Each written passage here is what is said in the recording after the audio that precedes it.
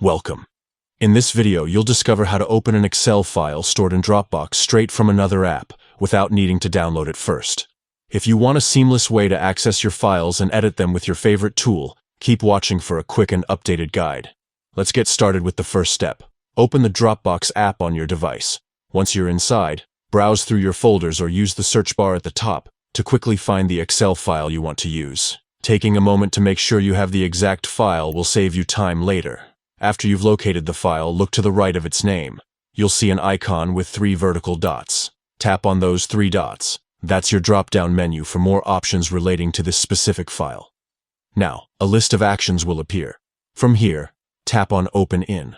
This feature allows you to send your Excel file directly to another compatible app, so you don't need to download or store an extra copy on your device. A menu will pop up showing all the apps installed on your device that are capable of opening Excel files. You might see Microsoft Excel, Google Sheets, Numbers, or any other spreadsheet app you have. Select the app you want to use for editing or viewing. Once you've made your choice, your Excel file will open in the selected app, ready for you to work on.